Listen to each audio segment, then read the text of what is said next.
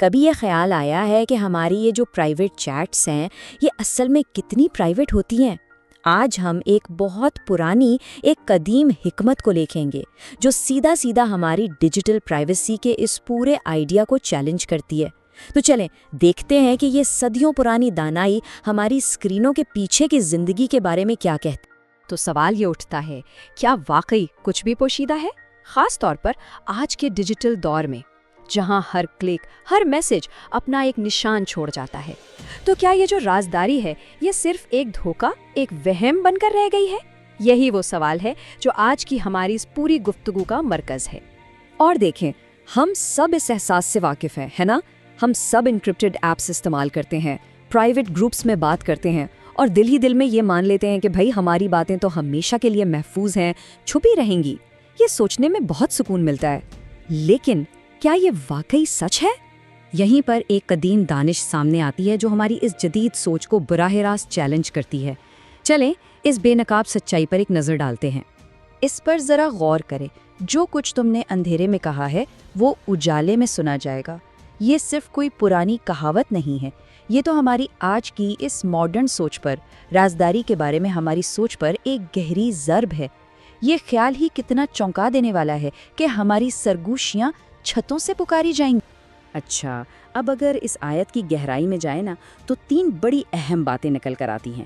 پہلی بات تو یہ کہ ایک اعلیٰ طاقت ہے جس کے سامنے بالکل کچھ بھی چھپا ہوا نہیں ہے۔ دوسری بات، ہماری تنہائی کی سوچ، ہمارے الفاظ وہ بھی دیکھے اور سنے جا رہے ہیں۔ اور آخر میں یہ صرف کوئی ڈرانے والی بات نہیں، بلکہ یہ ایک دعوت ہے مکمل ایمانداری اور شفافیت کے ساتھ جینے کی، یعنی ایسی زندگی جہاں ہمارے اندر اور باہر میں کوئی فرق ہی نہ رہے۔ اور یہیں سے بات آتی ہے ایک بہت اہم انسانی رجحان کی طرف، دوہری زندگی گزارنا۔ آئیے دیکھتے ہیں کہ یہ قدیم حکمت اس مسئلے سے کیسے نمٹتی ہے۔ یہ ایک ایسی کشمکش ہے جو شاید ہم سب کے اندر چلتی ہے۔ ایک طرف تو ہے ہماری عوامی شخصیت، وہ چہرہ جو ہم دنیا کو دکھاتے ہیں، جو بڑا مہذب، قابل تعریف نظر آتا ہے۔ اور پھر دوسری طرف ہے ہمارا تنہا وجود، وہ اصلیت جو تب سامنے آتی ہے جب سارے پردے ہٹ جاتے ہیں اور ہمیں لگتا ہے کہ اب ہمیں کوئی نہیں دیکھ رہا۔ تو پھر اصل بات کیا ہے؟ اس ماخذ کے مطابق حقیقی کردار کا امتحان عوامی تعریف میں نہیں بلکہ تنہائی کے ان لمحات میں ہوتا ہے۔ اصل طاقت تو تب ظاہر ہوتی ہے جب کوئی اکیلا ہو اور پھر بھی صحیح راستے کا انتخاب کرے۔ اور یہ ایک بہت سخت وارننگ ہے۔ یہ سوچ کہ ہم ہمیشہ 2 چہروں کے ساتھ زندگی گزار سکتے ہیں، یہ ایک دھوکے کے سوا کچھ نہیں۔ اس ماخذ کے مطابق ایسی زندگی بالکل ایک کمزور دیوار جیسی ہے جو آخر کار گر ہی جاتی ہے اور پھر سچائی اس ملبے سے خود بخود باہر آ جاتی ہے۔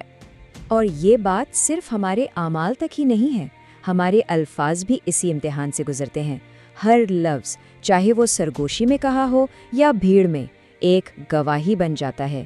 یا تو وہ ہمارے بہترین کردار کی عکاسی کرتا ہے یا پھر اس بات کی نشاندہی کرتا ہے کہ ہمیں خود کو بہتر بنانے کی ضرورت کہاں ہے۔ چلیں اب اس قدیم سبق کو سیدھا ہمارے ڈیجیٹل دور میں لے کر آتے ہیں اور دیکھتے ہیں کہ یہ آج کے چیلنجز پر کیسے لاگو ہوتا ہے۔ یہ بہانہ ہم سب نے کبھی نہ کبھی سنا ہوگا یا شاید سوچا بھی ہو، یہ تو بس ایک پرائیویٹ چیٹ ہے۔ ہم اب اسکرین کو ایک ڈھال کی طرح استعمال کرتے ہیں، یہ سوچ کر کہ ہماری آن لائن شخصیت کا ہماری حقیقی زندگی سے کوئی لینا دینا نہیں۔ لیکن یہ جو قدیم حکمت ہے نا، یہ اس ڈیجیٹل بہانے کو بالکل نہیں مانتی۔ اصول آج بھی وہیں کا وہی ہے، جو کچھ چھپ کر کہا جائے گا وہ ظاہر ہو کر رہے گا۔ ہاں، ٹیکنالوجی ضرور بدل گئی ہے، لیکن انسانی فطرت اور سچائی کا اصول وہ نہیں بدلا۔ بس یوں سمجھ لیں کہ کوٹری کی جگہ اب پرائیویٹ چیٹ نے لے لی ہے۔ تو یہ بات ہمیں ایک بہت مشکل سوال کے سامنے لا کھڑا کرتی ہے۔ اگر ہماری عوامی شخصیت اور ہماری نجی شخصیت میں فرق ہے، ایک خلا ہے، تو یہ کوئی جشن منانے کی بات تو نہیں، بلکہ یہ گہرائی سے سوچنے اور خود کو بہتر بنانے کا ایک موقع ہے۔ یہ اپنے آپ کے ساتھ بالکل پوری طرح ایماندار ہونے کی ایک دعوت ہے۔ اچھا، اب اس وارننگ سے ہٹ کر آئیے اس خیال کے ایک اور گہرے پہلو پر بات کرتے ہیں، یعنی تنہائی کے حقیقی معنی پر۔ اور آخر میں سب سے بڑی یاد دہانی یہ ہے کہ حقیقی تنہائی جیسی کوئی چیز ہے ہی نہیں۔